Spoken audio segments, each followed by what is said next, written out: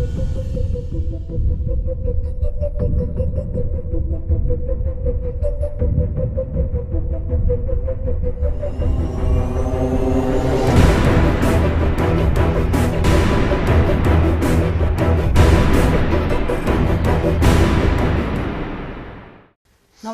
বন্ধুরা, হট সিটে আপনাদের স্বাগত। আজকে আমাদের সঙ্গে স্টুডিওতে উপস্থিত রয়েছেন মুর্শিদাবাদ জেলা তৃণমূল সভাপতি সুব্রত সাহা। নমস্কার, আপনাকে আমাদের হট সিটে স্বাগত। সুব্রত বাবু, ভোট কিছুক্ষণ আগে ভোট প্রক্রিয়া নির্বাচন কমিশন ডিক্লেয়ার করলো, জানালো এবছর এবার সারা রাজ্যে 7 দফায় ভোট হচ্ছে। এই নিয়ে কি প্রতিক্রিয়া আপনার? দেখুন, পশ্চিমবঙ্গে এর আগে কখনো 7 দফায় ভোট হয়নি।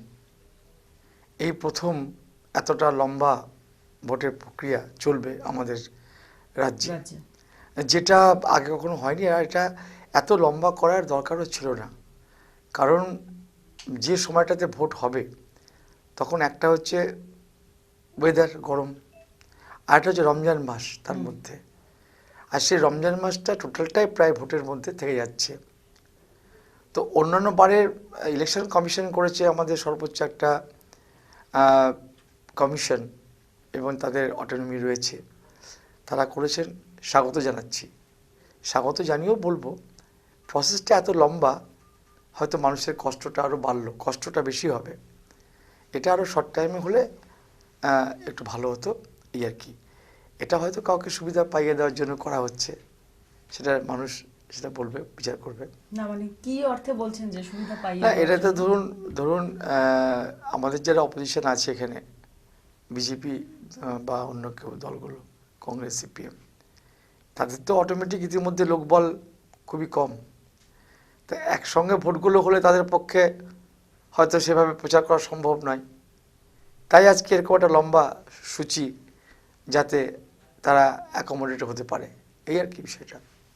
আচ্ছা, সেই কথা যদি তারা আপনাদেরকে বলে যে আপনাদেরও হয়তো সুবিধা হলো কিছু? না, আমরা তো একদিনে ভোট করতে রেডি। আমাদের যদি বলা হয় যে 42টা সিটে একদিনে ভোট হবে, উই আর রেডি। আমাদের দল এবং আমাদের কর্মী, আমাদের সব কিছু রেডি আছে। আমাদের ক্যান্ডিডেটও আর 2-1 দিনের মধ্যে ডিক্লেয়ার হয়ে যাবে। আমরা কিন্তু যে কোনো দিন যে কোনো সময় ভোট করতে প্রস্তুত। অতএব এটা আমাদের ক্ষেত্রে বললে সেটা প্রযোজ্য হবে না। সুব্রত বাবু, আমরা একটু মিনি ব্রিগেড যেটা আপনাদের আছে 16ই মার্চ, সেই নিয়ে একটু প্রশ্ন করি যে আপনারা প্রস্তুত কতটা আর কি? আজকে আমি আমাদের মিটিংয়ের মাঠে গেছিলাম। 16ই মার্চ আমাদের মিনি ব্রিগেড, আমাদের জেলার অবজারভার এবং মন্ত্রী, পশ্চিমবঙ্গের পরিবহন মন্ত্রী, পরিবেশ মন্ত্রী শুভেন্দু অধিকারী এইটা ডাক দিয়েছেন, এবং এটার স্থান হচ্ছে ওয়াইএমএ মাঠ, বেলা 2টো।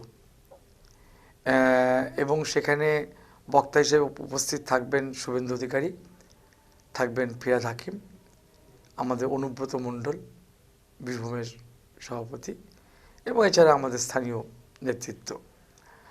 তো সেই মিটিংকে আমরা লক্ষ্য রেখে প্রস্তুতি নিচ্ছি। ইতিমধ্যে আমরা প্রস্তুতি প্রায় নিয়ে ফেলেছি, এবং সেখানে আমাদের প্রায় 2 লক্ষ মানুষের সমাবেশ করার লক্ষ্যে আমরা কাজ করছি। এবং ইতিমধ্যে আমি মহকুমাগুলোতে ভিজিট করেছি, সেখানে মিটিং করেছি। আজকেও আমাদের ডোমকল মহকুমার মিটিং ছিল, যেখানে আমি আবু তাহের, মোহাম্মদ আলী এবং শাকির হোসেনকে পাঠিয়েছিলাম। ওরা মিটিং করে এসে আমাকে রিপোর্ট দিয়েছে। খুব ভালো মিটিং, ওখানেও খুব সাড়া আছে, সব লোকজন আসবে। ওখানকার ব্লক সভাপতিরা খুব তৎপর।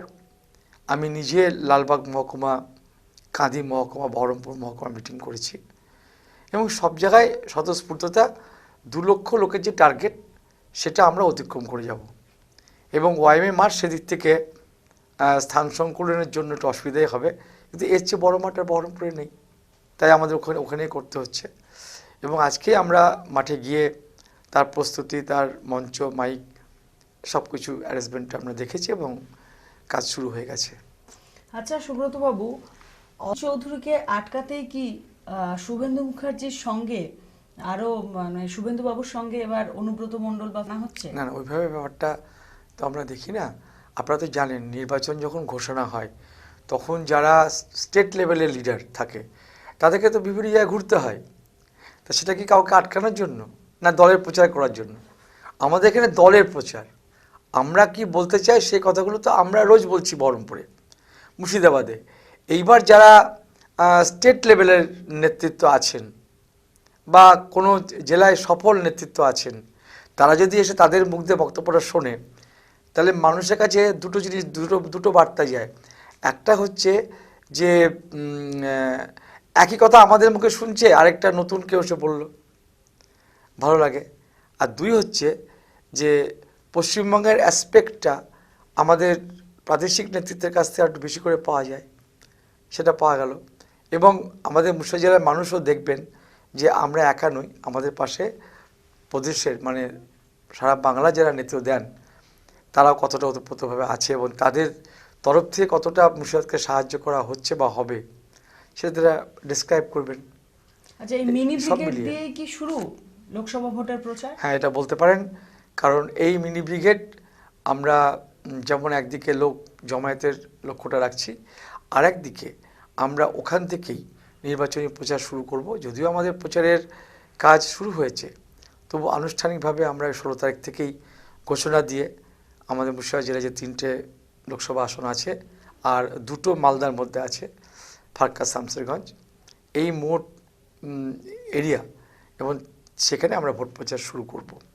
এবং আপনারা জানেন যে দিদি ডাক দিয়েছেন, মমতা ব্যানার্জি ডাক দিয়েছেন 42-42। আমরাও সেদিনকে বলবো বা বলছি যে মুর্শিদাবাদের 3-3 আমরা দখল করব। এবং আর 2টো যে বিধানসভা আছে মালদার মধ্যে, সে দুটোতেও মালদায় জয়লাভের জন্য যতটা সম্ভব আমরা এগিয়ে রাখবো। আপনারা কতটা প্রস্তুত লোকসভা নির্বাচন? আমরা লোকসভা নির্বাচনের জন্য ইতিমধ্যেই আমাদের প্রস্তুতি সম্পন্ন হয়েছে। প্রস্তুতি বলতে যেটা দেখুন, আমাদের গ্রামের সংগঠন, ব্লকের সংগঠন এবং বিগত পঞ্চায়েতের নির্বাচনে আপনারা দেখেছেন যে আমরা সমস্ত পঞ্চায়েতগুলোতে আমাদের লোক তারা দায়িত্ব নিয়ে কাজ করছে এবং তারা ইতিমধ্যেই উন্নয়নের কাজ অনেকটাই করেছে। মানুষের কাছে পৌঁছানোর জন্য যেসব নার্ভ সেন্টারগুলো লাগে, তার মধ্যে প্রধান হচ্ছে পঞ্চায়েত। সেই জায়গাটা রয়েছে আমাদের লোকজন, তারা ইতিমধ্যে কাজের মাধ্যমে মানুষের কাছে তারা পৌঁছানোর চেষ্টা করছে। একদিকে আমাদের স্থানীয়ভাবে উন্নয়ন, আর একদিকে আমাদের নেত্রী মমতা ব্যানার্জির উন্নয়ন। এই দুয়ে মিলে মানুষকে সাথে নিয়ে আমরা নির্বাচনে নামবো এবং আমরা ভোট করব এবং আশাবাদী আমরা। আচ্ছা, কংগ্রেস এবং সিপিএম এর জোট নিয়ে কি বলবেন আপনি এবার?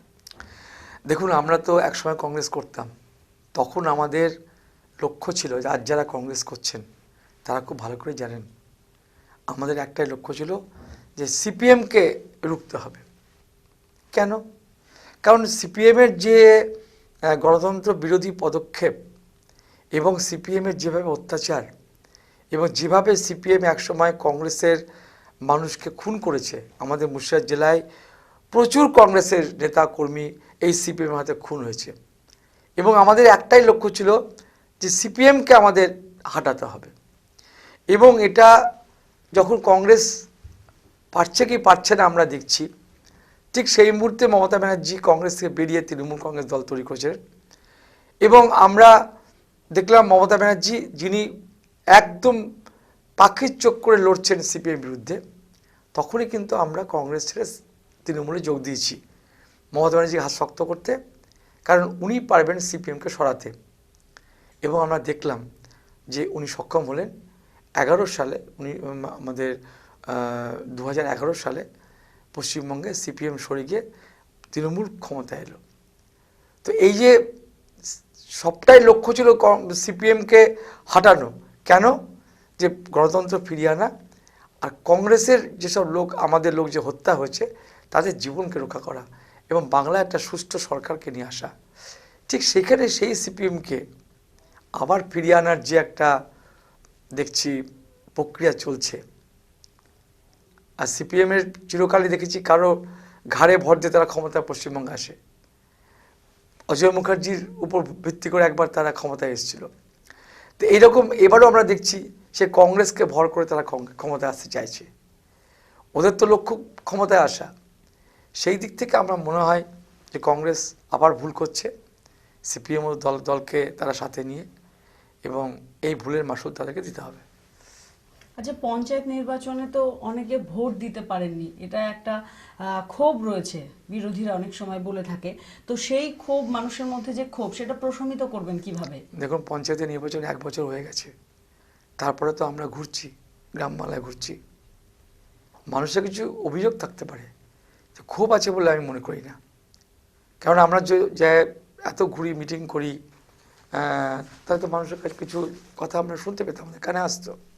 হয়তো অভিযোগ থাকতে পারে, কিন্তু ক্ষোভ বিক্ষোভ এটা ঠিক না। এটা হয়তো আমাদের বিরুদ্ধে বলার জন্য কেউ কেউ বলছে, সেটা নয়। আমরা সব দিকটাই লক্ষ্য রাখছি। সাগরদিঘিতে জানেন তো কীভাবে আমরা ভোট করেছি, সব জায়গায় অনেক অনেক জায়গাতে হয়েছে। অতএব এটা খুব একটা বেশি কিছু দাগ কাটবে বলে আমার মনে হয় না। লোকসভা নির্বাচনে কি মানুষ ভোট দিতে পারবেন?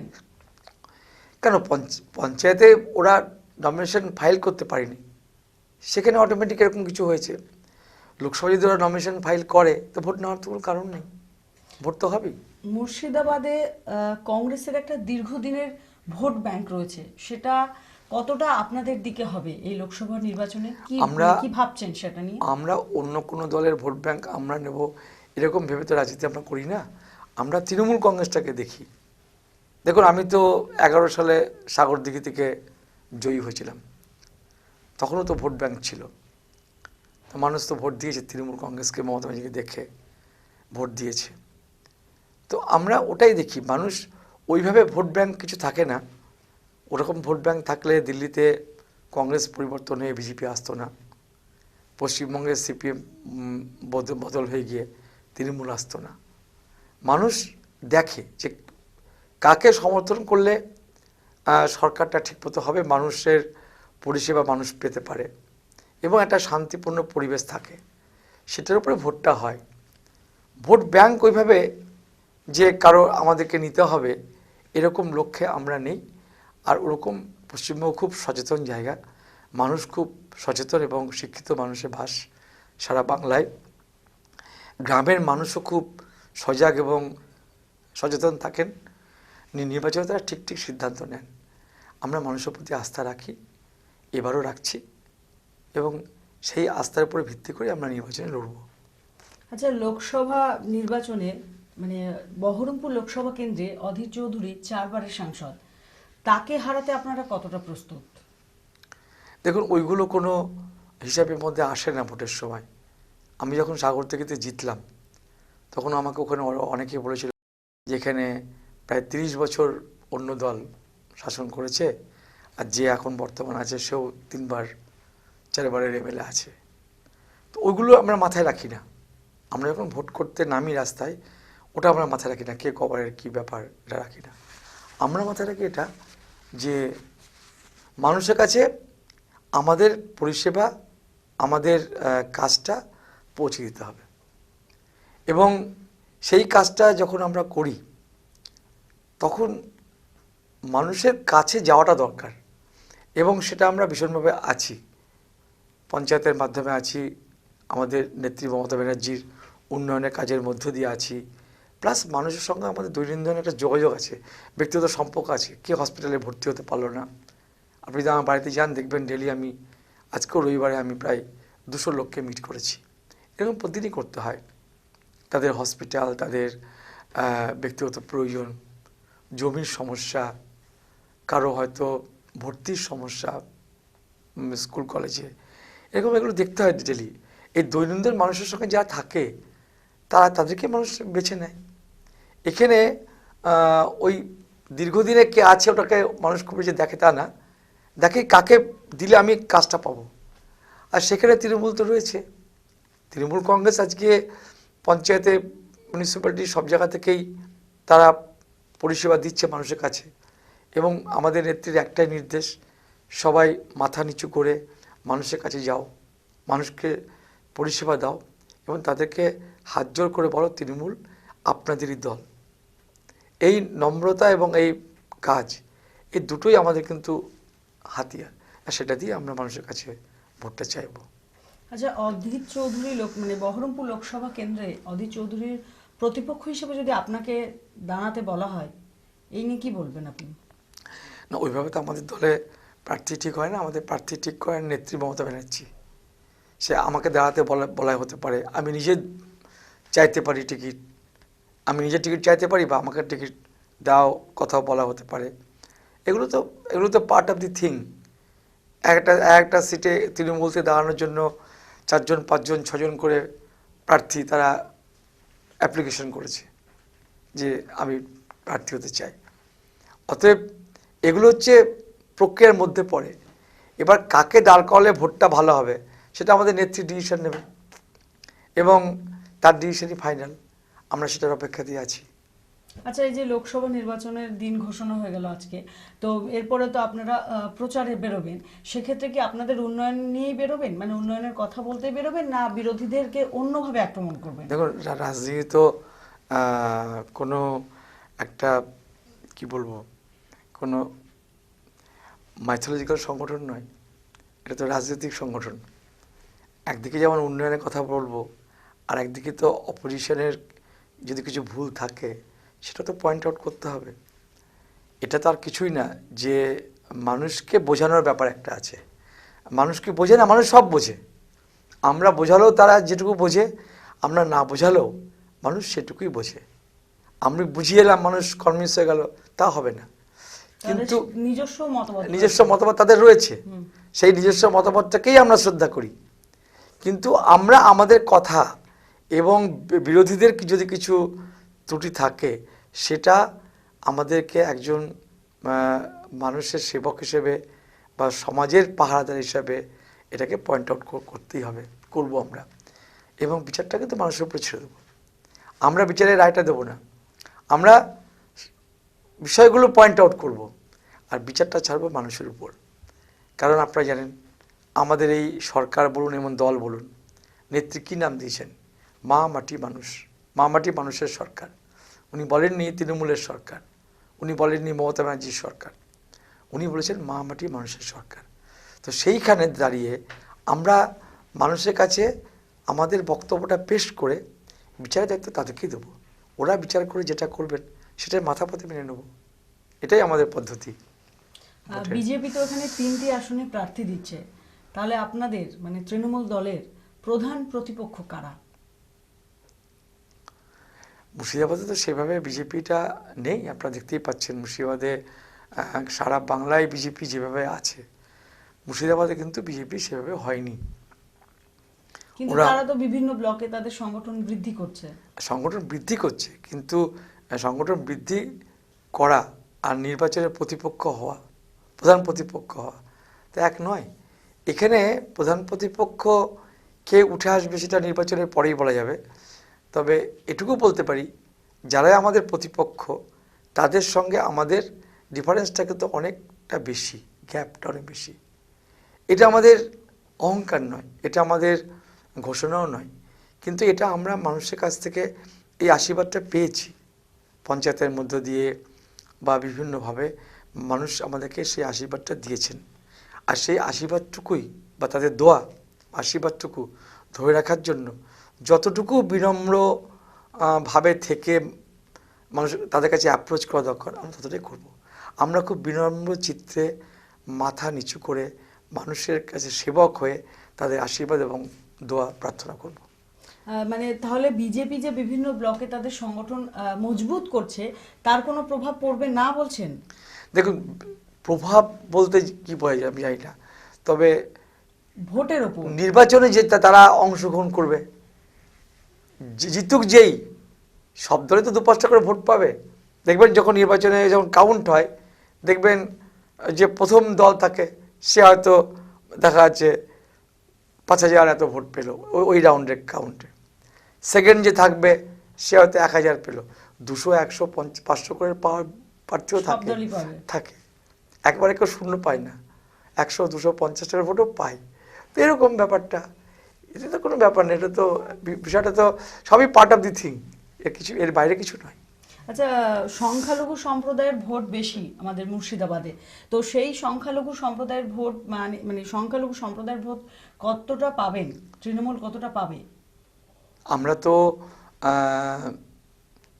সংখ্যালঘু বলুন বা যারা সংখ্যায় কম এরা বলুন, ওরকম কোনো ডিসক্রিমিনেশন নেই আমাদের দলে, ওরকম কোনো ভেদাভেদ কিছু নেই। তবে আমরা তো দুই পক্ষের ভোটই এনজয় করেছি, দিন পেয়েছি আমরা। এখানে আমাদের সংখ্যালঘু সংখ্যা বেশি আছে, তাদের ভোটটাও যেমন আমরা পেয়েছি। সংখ্যালঘুর সংখ্যা বেশি মানে তাদের ভোটটা বেশি নিশ্চয়ই পেয়েছি, তা নাহলে আমরা কী করে জিতছি। আবার যারা সংখ্যায় কম তাদের ভোটটাও আমরা পেয়েছি, নাহলে জয়টা আসছে কোত্থেকে। মানে একটা সাইজেবল ভোট কেউ কোনো দল পেলো আর হেরে গেল, আবার একটা ভোট পেলো তারা জিতলো, তাহলে তাকে মানে পক্ষেরই দুই সম্প্রদায়েরই ভোটটা তাকে পেতে হয়। তো সেই দিক থেকে আমার বিশ্বাস যে আমাদের জেলায় সংখ্যালঘুরা যেমন আমাদের পাশে রয়েছেন, তেমন যারা সংখ্যায় কম বা কিছু তারাও আমাদের সাথে আছেন। কারণ আমাদের নেত্রী মমতা ব্যানার্জির যে উন্নয়নমূলক কাজগুলো, সেটা কিন্তু সংখ্যালঘু বা সংখ্যা গুরু এটা দেখে দেওয়া হয়নি, মানুষের জন্য করা হয়েছে। সে কন্যাশ্রী বলুন বা সবুজ সাথী বলুন, 2 টাকা কিলো চাল বলুন, মানে এরকম যে বিভিন্ন আছে, প্রায় 47টা প্রকল্প আছে, ওখানে কিন্তু কোনো শ্রেণীভাগ নেই, সকলের জন্য এটা। তো আমরাও ঠিক রেসিপ্রোকালি ওরকমই আশা করব, এখানে আর কোনো ডিসক্রিমিনেশন নেই। পঞ্চায়েত ভোটে বিরোধীদের একটা কথা যে পঞ্চায়েত ভোটে তৃণমূল পুলিশকে কাজে লাগিয়েছিল, কিন্তু এবার তো লোকসভা নির্বাচনে কেন্দ্রীয় বাহিনী আসছে, কি করবেন এবার? এই তো মুশকিল, একটা কথা বললেন, বলেছিল পুলিশের কাজে, এবার কেন্দ্রীয় বাহিনী। এবার আপনার প্রশ্নের মধ্যে মনে হচ্ছে যে এবার তো দিল্লি তাদের পুলিশের কাজে লাগবে, তাই তো? তাহলে আমরা বলবো এবার দিল্লির পুলিশ ভোট করবে, না সেটা নয়। দেখুন, আমরা জনগণের উপরে আস্থাশীল, জনসাধারণের মতের বাইরে কিছু করা যায় না, সে পুলিশ হোক আর মিলিটারি হোক, মানুষের উপরে কেউ উঠতে পারে না, এটা আমার বিশ্বাস। আমার দীর্ঘদিনের রাজনীতির অভিজ্ঞতা যে পুলিশ বলুন, মিলিটারি বলুন, সিআরপি বলুন, আধা সামরিক বাহিনী বলুন, মানুষের উপরে কেউ নয়। অতএব ওইসব করে ভোট হয় না, ওসব করে 2-5টা বুথে দখল নেওয়া যায়, নির্বাচনে জয়লাভ করা যায় না। নির্বাচনে জিততে গেলে মানুষের সমর্থন ছিল বলে 11 সালে তৃণমূল এসছে ক্ষমতায়, তাহলে তো পুলিশ দিয়ে ওরা হারিয়ে দিতে পারত, তা নয়। এটা একটা থাকে, অভিযোগ করতে হয়, মানে যারা সরকারি দল থাকে তাদেরকে অনেক কাঁটা তাদেরকে সহ্য করতে হয়, মানে ফুল বিছানা তো নেই। মানে রাজনীতিটা এমনিতেই, মানে আমি বলবো না যে ফুলের উপর রয়েছে, এটা কণ্ঠকাকীর নই। তার সঙ্গে যারা শাসক দল থাকে তাদের তো আরও বেশি কাঁটা মানুষ দেবে, সহ্য করতে হয়। কিন্তু সব মিলিয়ে আমি বলছি যে ওটা ঠিক না। মানুষ যেদিকে থাকবে দেখবেন আমাদের ভারতবর্ষের রায় সেভাবেই হবে, এবং পশ্চিমবঙ্গে তো অবশ্যই মানুষ যেদিকে থাকবে সেদিকে রায়টা হবে। আর লোকসভা নির্বাচনে, মানে সামনে লোকসভা নির্বাচন, কিন্তু তার আগে একটা কথা যে মুর্শিদাবাদে সেভাবে কোনো শিল্প গড়ে ওঠেনি। হ্যাঁ, মুর্শিদাবাদের অধিকাংশ মানুষ অনেকেই বাইরের রাজ্যে, ভিন রাজ্যে গিয়ে কাজ করে, তো তারাও তো ভোটার, তাদেরকে ফিরিয়ে আনার জন্য বা তাদের এখানে কোনো কর্মসংস্থানের জন্য কি ভাবছেন আপনারা? এটা খুব ব্যাপকভাবে করা হচ্ছে। আমরা দেখেছি শিল্পের বিলোপ, যেটুকু শিল্প ছিল সেটা বিলোপ ঘটেছে বামফ্রন্টের আমলে। এখানে মনিন্দ্র বিটি মিল ছিল, আরও অনেক কিছু ছিল, যেগুলো সবই বামফ্রন্টের আমলে ধুয়ে মুছে গেছে। তারপরে যেটা এখানে মাদার ডেয়ারি, ওটাকেও নষ্ট করে দিচ্ছিল আমাদের সরকার এসে। দুধের দাম বাড়িয়ে আরও কালেকশন বাড়ানো হয়েছে, 1 লক্ষ লিটার এখন দুধ কালেকশন হয়। গ্রামে গ্রামে ঘোষ যারা, তারা গরু পুষে লাভবান হচ্ছেন। চেষ্টা করছি আমরা। আর মুর্শিদাবাদটা হচ্ছে আপনার এগ্রিকালচার বেসড, তো এখানে আমাদের এগ্রিকালচারের উপরেই বেশি নজর দিতে হবে। পাশাপাশি হচ্ছে আমাদের গ্রামীণ শিল্প, ক্ষুদ্র শিল্প, কুটির শিল্প, ক্ষুদ্র কুটির শিল্প। সেটা কি? মুর্শিদাবাদ সিল্ক, তাঁত, এই ধরনের সুতি কাপড়, সিল্কের কাপড়, এর উইভিং এবং রেয়ারিং এবং রিলিং। মানে রেয়ারিং হচ্ছে গুটি পোকা পোষা, সেটা রেয়ারিং। রিলিং হচ্ছে সুতো, আর উইভিং হচ্ছে তাঁত। এটা একটা দিক আছে, এগুলো আমরা সব লুপ্ত পাচ্ছিল, আমরা ওগুলোকে আবার ফিরিয়ে আনছি। তাঁত, আমরা বেলডাঙ্গার যে গামছা খুব বিখ্যাত, ওটার বড় একটা ক্ষুদ্র শিল্প, তো সেটাকেও আমরা বাঁচানোর জন্য উদ্যোগ নিয়েছি। এইভাবে আমরা ক্ষুদ্র শিল্পের মাধ্যমে কর্মসংস্থান যেমন বেশি হয়, তেমন শিল্পেরও প্রসার হয়। আর এগ্রিকালচার বেসড যেহেতু মুর্শিদাবাদ, সেহেতু আমাদের নেত্রী মমতা ব্যানার্জি তিনি ধান ক্রয়ের সহায়ক মূল্য ঠিক করেছেন, যেটা মানে কখনো ভাবাই যায়নি। 1700 টাকা করে ধান যে কেনা হচ্ছে, এবং সেটা সমস্ত ব্লকে, এবং তাদেরকে সঙ্গে সঙ্গে চেক দিয়ে দেওয়া হচ্ছে। কৃষক বন্ধু প্রকল্প করা হয়েছে, যাতে 5,000 টাকা দেওয়া হবে, তারা চাষ করে। এই জন্যে এই কৃষকদেরকে আমরা চেষ্টা করছি যে তারা এই টাকা নিয়ে এবং ধান বিক্রির টাকা নিয়ে তারা আবার চাষ করুক। এইভাবে আমরা কৃষি সাইডটাকে এগিয়ে দিচ্ছি। আর তার সঙ্গে আছে আপনার এসএইচজি গ্রুপকে নানা রকম লোন দিয়ে, তাদেরকে ট্রেনিং দিয়ে, তারা কেউ সেলাই মেশিন, কেউ হয়তো আপনার ওই মাছ ধরা জাল, এরকম নানা রকম আছে, সেগুলো কাজ করতে পারে, তার ব্যবস্থা করা হচ্ছে। এইভাবে মুর্শিদাবাদে একটা ধীরে ধীরে ক্ষুদ্র কুটির শিল্প এবং কৃষিজাত পণ্য উৎপাদনটাকে বৃদ্ধি করা এবং সেটা কেনার ব্যবস্থা করা, এর মধ্য দিয়ে এগুলোকে প্রসার করার ব্যবস্থা হচ্ছে। সুব্রত বাবু, লোকসভা নির্বাচনের আগে তৃণমূল গোষ্ঠীদ্বন্দ্বের খবর আসছে খুব, তো জেলা সভাপতি হিসেবে কি করবেন এই গোষ্ঠীদ্বন্দ্ব আটকাতে? আপনি নিশ্চয়ই লক্ষ্য করেছেন যে মুর্শিদাবাদে সেভাবে কোনো গোষ্ঠীদ্বন্দ্ব নেই। হয়তো মত পার্থক্য থাকতেই পারে, থাকবেই তো, দুজন মানুষের আলাদা মত, সেই হিসাবে থাকতে পারে, কিন্তু গোষ্ঠীদ্বন্দ্ব এই মুহূর্তে মুর্শিদাবাদে কিছু নেই। এবং আমরা সবাই শপথ নিয়েছি যে আমরা কোনো গোষ্ঠীদ্বন্দ্ব, যদি কোনো মত পার্থক্য থাকে, সেগুলো আমরা আলোচনার মধ্যে মিটিয়ে নেব এবং আমরা নির্বাচন করব। যদি কারো কিছু বলার থাকে আমাদের ঘরের মধ্যে বলবো, এবং ভোটের পরে ব্যাপকভাবে আলোচনা করব। এই মুহূর্তে কোনো গোষ্ঠীদ্বন্দ্ব আমাদের মুর্শিদাবাদে নেই, মানে সকলে একসঙ্গেই একসাথে কাজ করছে। সুব্রত বাবু, লোকসভা নির্বাচন তো সামনে, তো আপনাকে যদি জিজ্ঞেস করা হয় যে প্রধানমন্ত্রীর আসনে কাকে দেখতে চান, কি বলবেন? মমতা ব্যানার্জি। তাহলে মুখ্যমন্ত্রী আসনে কাকে দেখতে চাইবেন আগামী দিনে? আমরা পরবর্তী নেতৃত্ব ঠিক করে নেবো। আমাদের তো মেজরিটি আছে, অনেক কে মমতা ব্যানার্জি তৈরি করেছেন, সেইভাবে অনেককেই মমতা ব্যানার্জি তৈরি করেছেন পরবর্তী দায়িত্ব নেওয়ার মতন করে। দেখবেন ঠিক হয়ে যাবে, অসুবিধা কিছু নেই। আচ্ছা, আর আমাদের মুর্শিদাবাদ লোকসভা, বহরমপুর এবং জঙ্গিপুর, এই তিনটে আসনে আপনারা কতটা আশাবাদী যে কতটা পাবেন? তিনটেই পাবেন বা তিনটেতেই জিতবো আমরা, এটাই আপনারা? হ্যাঁ, আমাদের একদম 3-এ 3, এই আমাদের ডিক্লারেশন। এবং 16 তারিখের মিটিংও আমরা ডিক্লেয়ার করব, এবং আমরা শুরু করেছি, সেদিন থেকে আমরা আরও ব্যাপকভাবে ঝাঁপিয়ে পড়ে 3-এ 3 করার জন্য যা করতে হয় আমরা নির্বাচনের প্রচারের মাধ্যমে মানুষের কাছে পৌঁছে সেটা আমরা কাজ শুরু করে দেবো। আপনাকে একটা প্রশ্ন, যে জঙ্গিপুর লোকসভা কেন্দ্র, সেখানে তো আমাদের প্রাক্তন রাষ্ট্রপতি প্রণব মুখার্জির ছেলে এখন সাংসদ, তো সেখানে কি হঠাৎ করে গিয়ে মানে আপনারা গিয়ে জিততে পারবেন, সেটা কতটা আশাবাদী আপনারা?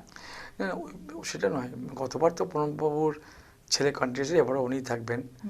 তো খুব বেশি মার্জিন ভোটে কিন্তু জিততে পারেননি। আর আমার সাগরদিঘিতে উনি তো হেরেই গেছেন। তো এবার ওই সাগরদিঘির মতো করে অনেক জায়গাতেই ওরা পিছিয়ে থাকবে, আর ওটা আমরা জিতবো। ঠিক আছে সুব্রত বাবু, সামনে লোকসভা নির্বাচন, আপনি বললেন যে আপনার দল বা আপনারা একদম প্রস্তুত নির্বাচনের ময়দানে নামার জন্য। একদম। আজকে আমাদের সময় একদম শেষ হয়ে এসেছে। আমরা নিশ্চয়ই আগামী দিনে আরো আলোচনা করব রাজনীতি নিয়ে, লোকসভা নির্বাচন নিয়ে এবং তার ফলাফল নিয়ে। আজকের মতো হট সিট আমাদেরকে এখানেই শেষ করতে হবে। আপনাকে অনেক ধন্যবাদ আমাদের হট সিটে আসার জন্য। নমস্কার। নমস্কার।